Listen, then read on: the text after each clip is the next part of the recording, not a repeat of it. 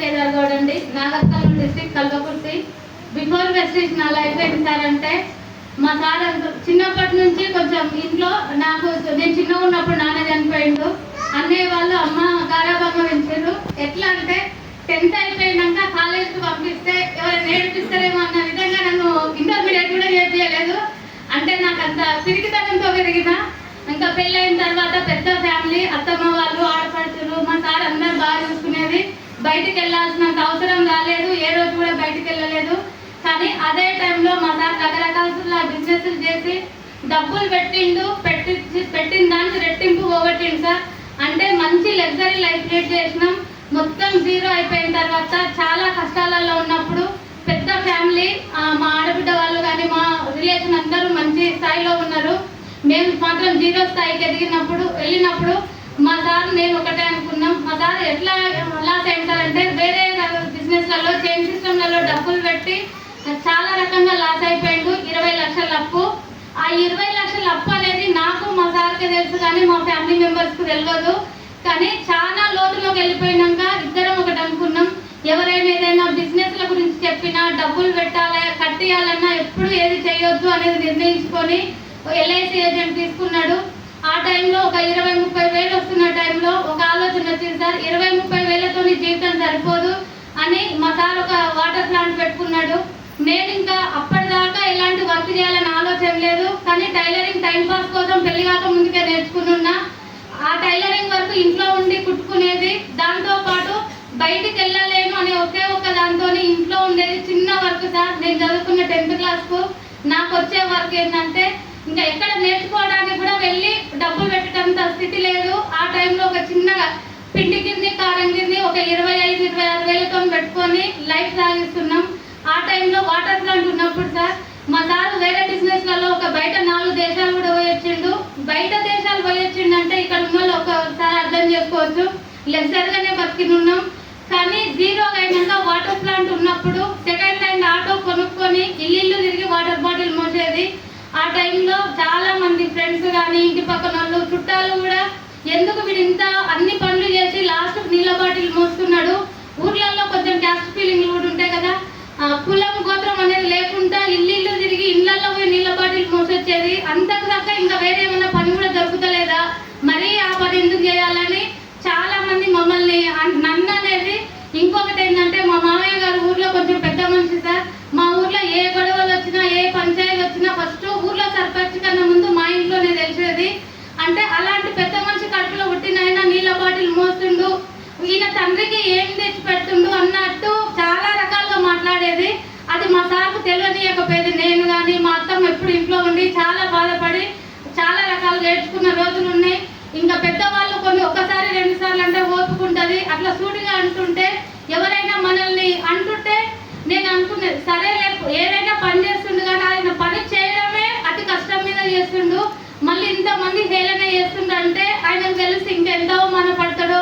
ఆ టైంలో ఇంకా ఆలోచనలు ఏదో ఏ విధంగా వస్తే ఏమవుతుందో పరిస్థితి అనే వరకు నేను మా అత్తమ్మ చాలా బాధపడేది. కానీ మా సార్ వరకు పోనీయకపోయేది సార్. ఎంత కష్టపడేదంటే మా ఊరు ఒకటే కాకుండా బయట మాకు ఒక తండ అనేది ఉంటుంది, పక్కన ఒక చిన్న ఊరు ఉంటుంది. టైం దొరికినప్పుడల్లా ఆటో తీసుకొని ఆ ఊర్లో వాటర్ బాటిల్ మోసొచ్చేది.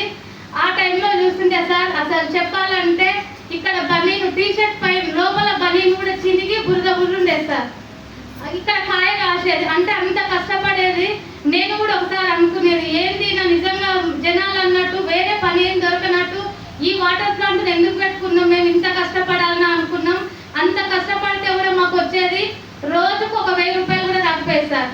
అంటే ఒక 100 బాటిల్ పోతే 1000 రూపాయలు వచ్చేది. 100 బాటిల్ మోసేది ఒక్కొక్క రోజు. అంటే ఒకసారి అర్థం చేసుకోండి ఎంత కష్టాలలో ఉన్నాం. ఇంకా మేము ఆ నీళ్ళ బాటిల్ వాటర్ ప్లాంట్ ఉన్నందుకేమో అక్కడ కష్టాలు చూసినందుకేమో దేవుడు LICలో కొంచెం మాకు పాలసీ అనేది ఎక్కువ రావడంతో లైఫ్ కొంచెం బాగానే సాగుతుంది. 60-70 వేలు వస్తున్న టైంలో నాకు ఈ గ్రేట్ ప్లాట్ఫామ్ మా వదిన పరిచయం చేసింది. కానీ తను ఒకటి చెప్పింది ఏంటంటే ఇప్పుడు ఇక్కడ ఇంత కష్టపడుతున్నారు కదా, నేను కూడా బయట ఎన్నో రకరకాల పనులు చేయాలనుకున్నా, పిల్లలు చిన్నగా ఉన్నందుకు ఏం చేయలేక స్కూల్ టీచరు ఇంకా టైలరింగ్ వర్కే చేస్తున్నా కదా, నాకు ఒక గ్రేట్ ప్లాట్ఫామ్ పరిచయం చేసారు నా ఫ్రెండ్. చాలా బాగుంది. అది కింద మీరు పట్టుకుంటే మీ లైఫ్ మొత్తం ఇప్పుడు పడుతున్న కష్టాలు పోతాయి. ఒక 2 ఏళ్ళు కష్టపడితే లైఫ్ మొత్తం సెట్ అవుతుంది అని చెప్పింది. ఆమె చెప్పింది బాగానే ఉంది, కానీ నాకు వచ్చింది ఏం సార్ అంటే ఇంకొక మాట ఏం చెప్పింది, పెట్టుబడి మాత్రం పెట్టేది లేదు అన్నది. ఆమె అన్నప్పుడు నాకు అనిపించింది ఏంటంటే పెట్టుబడి లేకుంటే ఏమన్నా బిజినెస్లు ఉంటాయా, ఈమెకి ఏం తెలుసు, స్కూల్ ఇల్లు తప్ప బయట ప్రపంచం తెలియదు. ఆల్రెడీ పెట్టుబడులు పెట్టి పెట్టి మా ఆయన ఇప్పుడు నీళ్ళ బాటిల్ మోస్తుండు, ఆమె ఇది చూస్తలేనట్టుంది అనుకొని సరేలే అని ఆమె ఫోన్ చేసినప్పుడల్లా నేను లైట్ తీసుకునేది. కానీ ఇంకా వదినైనందుకో మరి ఎందుకో కానీ పదే పదే చెప్పేస్తారు. చెప్పినప్పుడు నేను అనుకున్నా నేను జైన్ అయితే ఆమెకి ఏదో హెల్ప్ అయ్యేటట్టుంది, అందుకే ఇంతగానో చెప్తుంది, లేకపోతే ఎవరు ఇన్నిసార్లు చెప్పరు కదా, 1-2 సార్లు చూస్తే అవమానంతో వీళ్ళకి చెప్తింటలేరని ఆగిపోతారు. కానీ ఆమె చెప్తుందంటే ఆమెకు నా వల్ల ఏదో హెల్ప్ అయ్యేటట్టుందని ఒకే ఒక కారణంతో ఆధార్ కార్డు ఇచ్చినాక నన్ను గ్రేట్ లీడర్ సర్వశ్రీ మేడంని పరిచయం చేసి ఒకరోజు హైదరాబాద్లో చిన్న హోమ్ మీటింగ్ పెట్టించింది సార్. కానీ మేడం వచ్చి నాకు చెప్పాలని చూసింది. నేను అనుకున్నది ఏంటంటే నన్ను వెతుక్కుంటూ ఆమె వచ్చింది, ఆమె ఇంత పెద్ద చదువు చదువుకుంది కదా, ఆమె కన్నా నేను గ్రేట్ కావచ్చు, నన్ను కలవనికి వచ్చిందని ఆమెకు టైం ఇవ్వలేదు సార్. వాస్తవంగా చెప్పాలంటే ఒక 10 నిమిషాలు చెప్పడానికి ట్రై చేసింది, కానీ నేను సరే అని చెప్పినాక నాకు ఏం చేసారు వాళ్ళు అంటే జూమ్ లింకులు పంపించారు. ఆ జూమ్ మీటింగులు వింటుంటే కొంచెం అర్థమైంది. తర్వాత మళ్ళీ హైదరాబాద్కి వచ్చినప్పుడు ఒక మీటింగ్కి వెళ్ళిన, ఆ మీటింగ్లో మన గ్రేట్ లీడర్ సైదుల్ సార్ గారు ఇచ్చిన క్లారిటీ తీసుకొని ఇంకా తర్వాత నేను చేసింది ఏంటి సార్ అంటే బిజినెస్ బాగుంది, డబ్బులు వస్తున్నాయని చెప్తారు, జెన్యూన్ ఉంది అంటున్నారు, కానీ ఈ బిజినెస్లో నేను చేసి మేము కూడా గెలవాలి అంటే నాకున్న పిరికిదనంతో నా వల్ల కాదు. ఈ బిజినెస్ ఎట్లయినా మా సార్కు పరిచయం చేయాలనుకున్నా, కానీ నాకున్నది ఇంకొక వెనక స్టెప్ వేయాల్సి వచ్చింది. ఏంటి సార్ అప్పుడంటే మన సైదుల్ సార్కు 13,000 సార్. 13,000 వచ్చినప్పుడు మా సార్ ఆల్రెడీ 60-70,000 సంపాదిస్తుండు, ఇంటి దగ్గర వాటర్ ప్లాంట్ ఉంది, నేను చేస్తున్నా, దగ్గర చూసుకుంటే 1,00,000 రూపాయల వరకు మాకు వస్తుంది, సార్కి ఏమో 13,000 వస్తుంది. అది చెప్తే మా సార్ వింటాడా అనుకున్నా.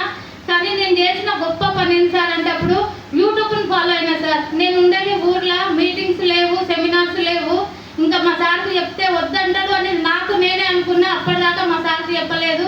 యూట్యూబ్లలో బాగా సెర్చ్ చేసి సక్సెస్ అయిన లీడర్స్ మాటలు వింటే నేను చూసింది సార్ మన లలితమ్మ లీలావర్ణ మేడం, ఇంకా 3rd క్లాస్ చదివిన లలితమ్మ, ఇంకా నల్గొండ సుష్మిత, పెళ్లి కాని అమ్మాయి, వాళ్ళు లక్షల్లో ఇన్కమ్ తీసుకుంటారు. చదువు రానోళ్ళే తీసుకుంటున్నప్పుడు ఇంత డబ్బు వస్తుంది కదా, ఇప్పుడు మా సార్కు చెప్పొచ్చు అనే ఒకే ఒక కారణంతో అప్పటిదాకా కొన్ని ప్రొడక్ట్లు వాడుతున్నా. మా సార్కి చెప్తే ఇంకా నో అని చెప్పిండు.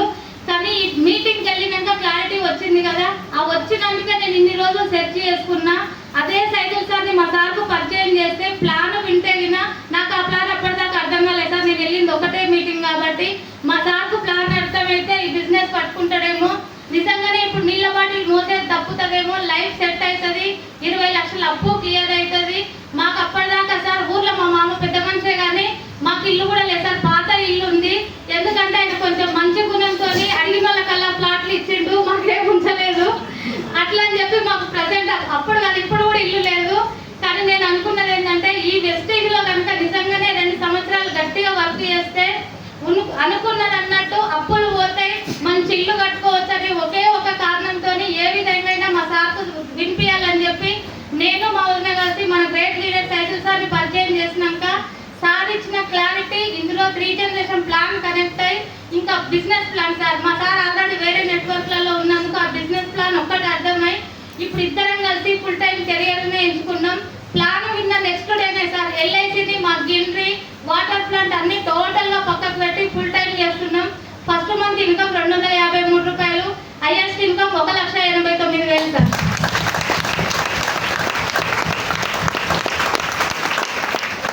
రెండేళ్లు పట్టుకుంటే లైఫ్ సెట్ అవుతుంది అనుకున్నాం. 2 ఏళ్ళు అయ్యేలోపు సార్ 1,00,000 సాధించినాం. తర్వాత కారు మీద కూడా మాకు అసలు ఊహ లేదు, ఉన్న అప్పులు పోతే చాలు అనుకున్న వాళ్ళం. మేము కోటప్పకొండ బూట్ క్యాంప్కి వెళ్ళినప్పుడు మహాగురుజీ MSR గురువు గారి కార్ లాంచ్ అయింది. అప్పుడు Subhesh Shetty sir car ribbon cut చేస్తూ చాలా 100 మంది ముందల కార్ ఓపెనింగ్ జరిగినప్పుడు నాకు అనిపించింది తొందరగా మేము కూడా వెస్టీజ్లో సక్సెస్ అయితే అప్పులన్నీ పోతే మేము కూడా ఇలాంటి పెద్ద కారు కొనుక్కుంటే బాగుండు అనుకున్నాం. కానీ అప్పుడు కూడా ఇంకా సరే అప్పుడప్పుడే స్టార్టింగ్ జర్నీ 7,000 చెక్ అప్పుడు నాకు కారు మీద పోయింది సార్ ఆలోచన. ఎప్పుడైతే 1,00,000 వచ్చి మెల్లమెల్లగా అప్పులు అనేది క్లియర్ అవుతున్న టైంలో ఇంకా మేము 18 లక్షల కారు కూడా తీసుకున్నాం.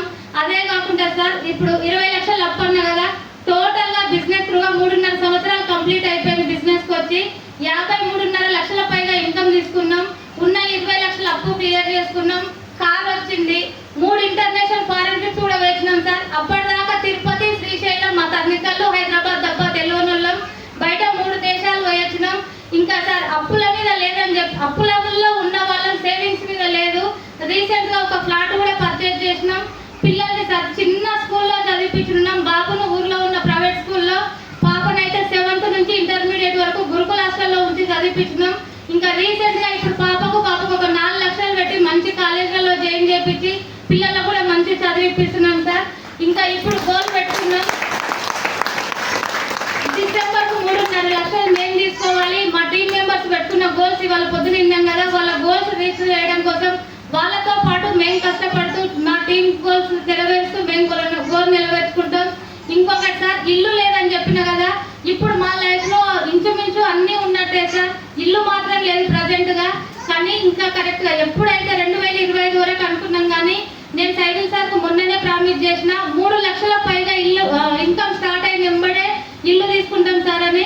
అది ఖచ్చితంగా సార్ నెక్స్ట్ ఇయర్ వరకు మాత్రం మినిమం 1 నుంచి 1.5 పెట్టి సార్కు చెప్పిన నేను ఒకటే సార్, నేను చిన్న ఇల్లు అయితే తీసుకోను, తక్కువ ప్లేస్ ఉండొద్దు, మినిమం 150 నుంచి 200 గజాల పైగా ఉన్న ఇల్లే, ఇంకా 6 నెలలు లేట్ అయినా సరే కానీ ఖచ్చితంగా 200 గజాల పైన ఉన్న ఇల్లే తీసుకుంటా. నా పిల్లలకు నచ్చిన విధంగా అది తయారు చేసి వాళ్ళ గిఫ్ట్ ఇస్తారు సార్.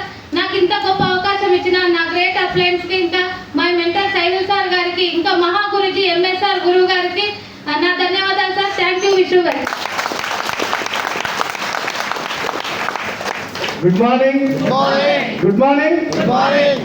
మేము మొత్తం చెప్పింది కాబట్టి నేనైతే ఒకటే సార్, నేను నిజంగా మీటింగ్లో చెప్తా కానీ సార్ ఇంటికి వచ్చి చెప్పినాడు నాకు ప్లాన్కి నేను చెప్పాను కానీ డ్యూ గార్డెన్ డెమోస్ కనెక్ట్ అయ్యింది సార్. నేను నిజంగా చెప్తున్నా, నేను అసలు అంతకు నాకు ప్రొడక్ట్ తెలియదు, ఏం తెలియదు. డ్యూ గార్డెన్ ప్రొడక్ట్ డెమో చూసి కనెక్ట్ అయినా.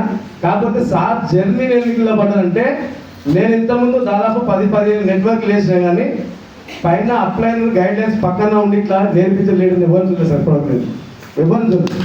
ఆ దేవుడు సైకిల్ సార్ నేర్పించిండు. Thank you sir. ఎందుకంటే చెప్పింది కదా స్టోరీ అయితే, కానీ నాకు ఒకటే అర్థమైంది ప్లానింగ్ తర్వాత చూసినా కానీ సార్ చెప్పింది 2 సంవత్సరాలు కష్టపడితే లైఫ్ మారేది ఒకటి బాగా బిలీవ్ చేసిన. ప్లాన్ అంటే ఆల్రెడీ కొంచెం అర్థమైంది ప్లాను, కానీ ఒకటే చేసిన. 40 సంవత్సరాలు పైన దాటింది కానీ నేను సంపాదించి మొత్తం 20 లక్షలు అప్పే ఉంది. నేను జాబ్ చేయాలన్నా నాకు 20-30 వేల కంటే ఎవరు పే చేయాలి మన చదువులకు. బిజినెస్ చేయాలంటే ఆల్రెడీ టీవీ షోలు పెట్టి రకరకాలు పెట్టి 20 లక్షలు అప్పైనా, షాప్ పెట్టాలంటే ఇచ్చితోడు అన్నారు. ఇస్తారా సార్? మళ్ళీ మీద ఏంటంటే మా చుట్టాలకు మా నాన్నకు అప్పున్న విషయం తెలియదు. ఇది నేను నాది ఎక్కడ లేదు పనిగా. అమ్మ నాన్నకి అప్పున్న సంగతి తెలియదు. ఇక్కడ నేను జాబ్ చేయలేను, 20 లక్షలు అప్పు ఉంది కాబట్టి ఏం పని లేదు, అది ఏం చేయలేకపోయినా. కాకపోతే ఒకటే ఆపర్చునిటీ ఇంకా నాకు ఇక ఆల్రెడీ కొంచెం తెలుస్తుంది, వాళ్ళకు అప్పు అవుతుంది అని చిన్న తెలుస్తుంది. కానీ నాకు బలంగా ఒకటే అంటే, నేను మా ఫ్యామిలీ కోసానికైతే అప్పు చేయలేదు.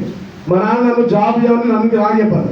కాకపోతే సొంతంగా నేను ఏదో ఒకటి పని చేసి ఫైనాన్షియల్గా ఎదగాలని చూసినా కానీ ఎందుకో మరి అది ఎంత కష్టపడ్డా మైనస్కి వెళ్ళుకుంటూ పోయింది. మరి ఈ వెస్టీజ్ దొరికి సక్సెస్ దేవాలయం ఎన్ని రోజులు ఆగిందేమో కంపెనీ దేవుడు అట్లా ఆపినాము. కానీ సైన్స్ సార్ రూపంలో సరస్వతి సార్ అదే రూపంలో బిలీవ్ చేసిన 40 సంవత్సరాలు సంపాదించింది. నాకు ఇంకోటి మాత్రం బిలీవ్ చేసే మాత్రం 3 జనరేషన్లో సార్. ప్రతి మీటింగ్లో నేను ఒక్కరోజే చెప్తాను నేను, ఎందుకంటే అది ఒకటే కనెక్ట్ అయ్యి నేను. ఎందుకంటే 40 సంవత్సరాలు చేసినా మనం ఏం చేసినా మనం ఫ్రూట్ అయితే ఏం లేదు. కానీ మన ఫ్యామిలీకి ఏం సెక్యూరిటీ ఇచ్చినది. ఎందుకంటే మా మేడంకి చాలా ఇంటి దగ్గర నన్ను తెలియకుండా ఎంతో మంది అనిపోయిన వాళ్ళు ఉన్నారు అప్పులతో. అలాంటివి అన్నీ చూసినా కాబట్టి ఎందుకు ఫ్యామిలీకి ఏం సెక్యూరిటీ ఇచ్చినా మనం 40 ఏళ్ళు చేసినా ఏం సంపాదించిన 20 లక్షలు అప్ప గట్టే మాట్లాడితే ఫ్యామిలీ మొత్తం రోడ్ మీద చేసినట్టు. ఇప్పుడు 2 సంవత్సరాలు పెట్టుబడి అయితే లేదు కదా, ఉందా సార్? మరి 2 సంవత్సరాలు కష్టపడదే కదా, ఎందుకు కష్టపడకూడదు? అది డబ్బు వస్తారా? నాకు 70,000 ఇన్కమ్ వచ్చిన ఎల్ఐసిలో 20 లక్షలు అప్పు ఉన్నా పక్కన పెట్టి రావడం కారణం ఏంటంటే 2 సంవత్సరాలు పట్టుకుంటే మొత్తం ఇది నా బిజినెస్ అని పట్టుకొని పెడతాను. అదే రోజు నేను వేరే ఆలోచన చేయలేదు. నా బిజినెస్ నేనే ఎదగాలని అదే వర్క్ చేసుకుని స్టార్ట్ చేసుకున్నా, లైఫ్ మార్చుకున్నా. డీల్ నేను చెప్పాను కదా, ఇప్పుడు డ్రీమ్ చెప్పింది కదా, ఇల్లు అయితే వస్తాయి కానీ లాంగ్ అయితే ఒకటి ఉంది. 2030 వరకే మా కోసానికి మా నాన్న 5.5 పొలం అమ్మిండు. ఆ 5.5 పొలం తీసుకుంటా అక్కడ ఒక రిసార్ట్ కట్టా సార్. నేను చూసిన తర్వాత థ్యాంక్ యూ సార్ అవకాశం ఇచ్చారు సార్.